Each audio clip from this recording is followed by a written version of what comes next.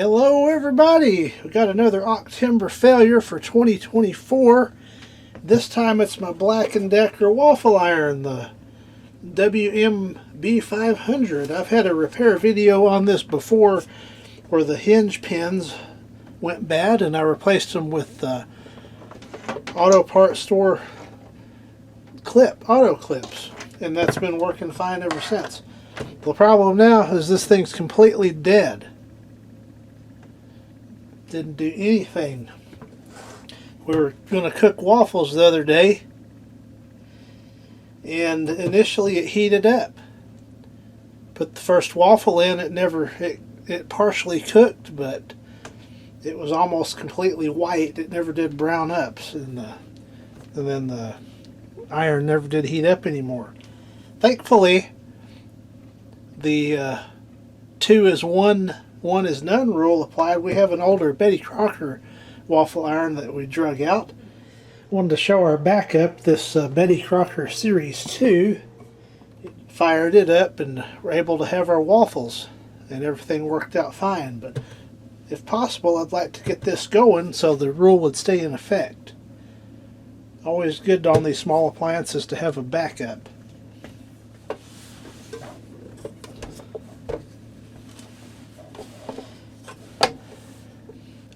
This got 2 Phillips screws and then this security screw, so I got the proper bit for it.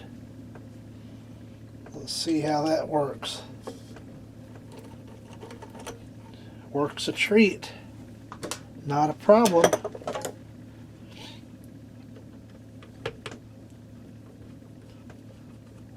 I'll take these 2 Phillips out.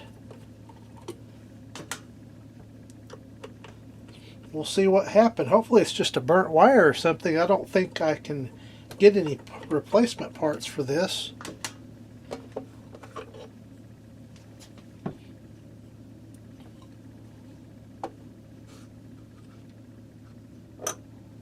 Just start digging in.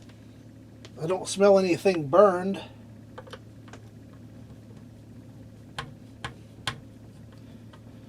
I don't know if the heating element's gone open or what happened to it.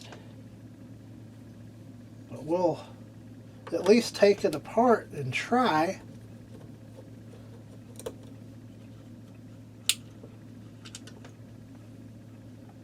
Kind of organize everything where it goes.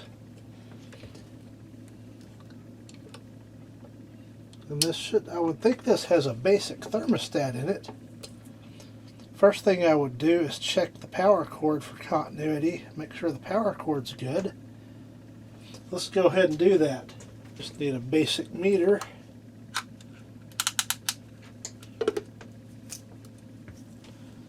We'll probe it out.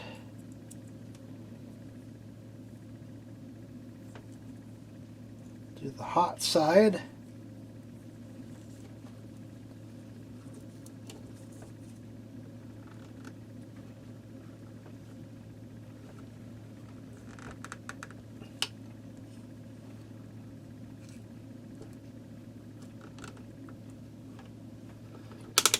Probably help if I put it on the right setting. Okay, we have continuity on the hot side. Let's try the neutral side.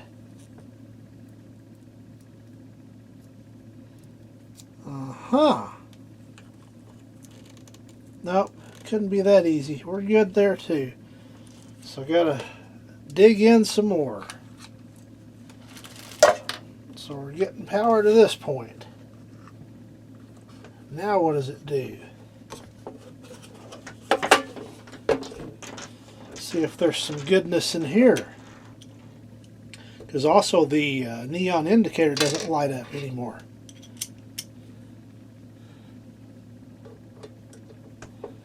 First time taking this apart, so I'm not sure what all we've got here.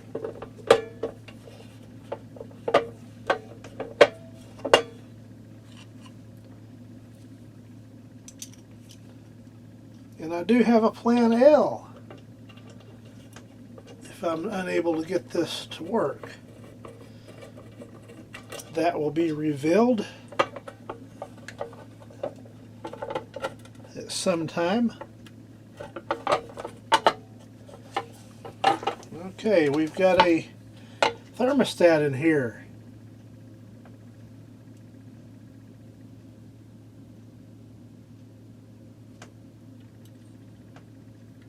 Wonder if the contact points have gotten dirty. It is internally adjustable,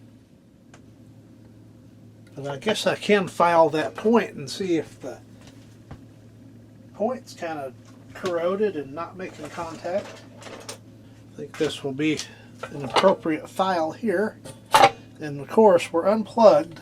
I don't know if I'm going to be able to show what I'm doing here too much. Might zoom it in and see. There's the thermostat. Put that kind of in the middle of the screen. I'm going to hold that back and file those points.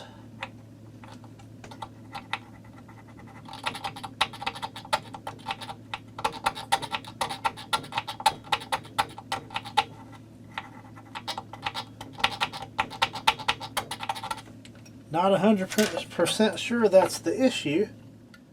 Let's see.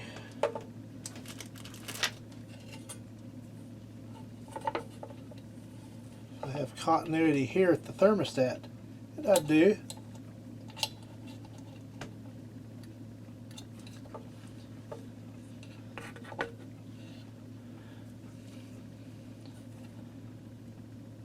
So here's the thermostat closed.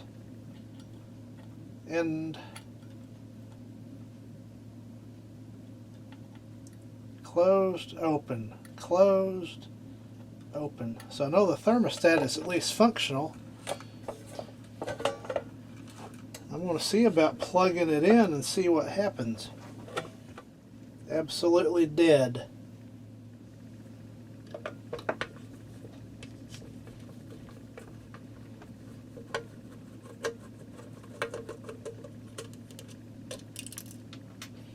And something just fell.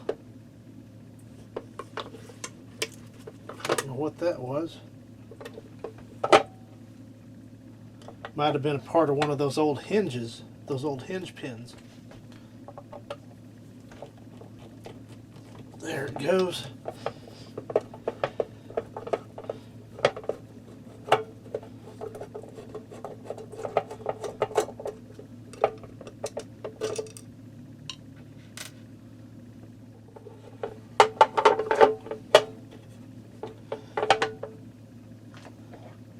And then one more screw here.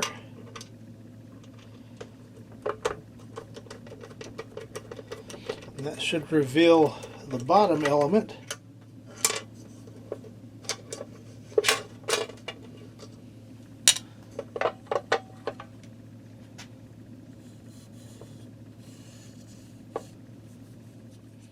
So here we have, we've got some ohms there.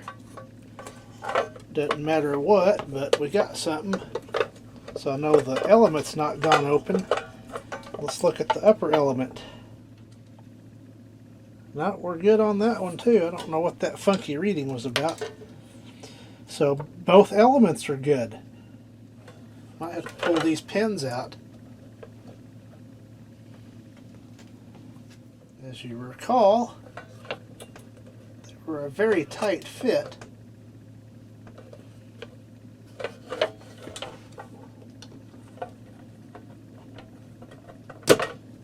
Okay, that one popped. So that's good.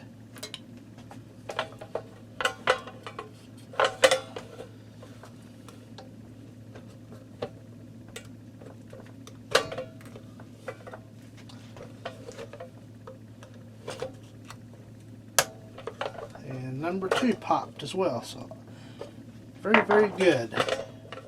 There's a board up in there. And there's 2 Phillips screws. Let's pull those out and see what happens.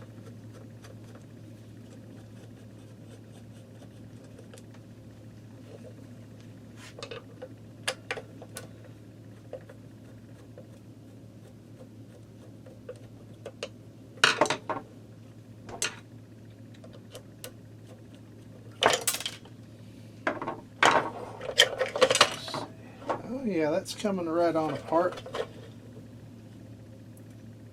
Alrighty. Got a little board, simple board here. Also a screw holding that board in.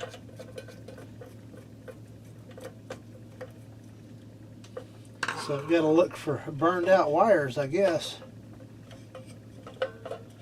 Or a cold solder connection.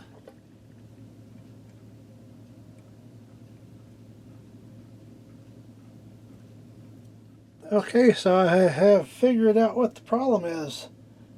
I knew there had to be a thermal cutoff somewhere, and I finally found it. And this is a big no-no. Don't ever do this for, I mean, testing, yeah, but don't try to bypass that for something you're going to use. So I now have the waffle iron plugged in. Not powered up yet, just plugged in. Let's flip the switch to on. And before, when I was powering it up, it did nothing. It didn't draw any amperage. So we'll put just a little bit of voltage on there. And see, we're chooching now. So let's see if it's trying to heat up at all. Yeah. Yep, it's the element is at 77 degrees. It started out, it was 71, 77. So yeah, it's definitely warmer than ambient. So I've got to order a thermal cutoff. We'll be back in business. It's a 240 degrees Celsius. So I'll get that done, and hopefully this thing will be back in operation.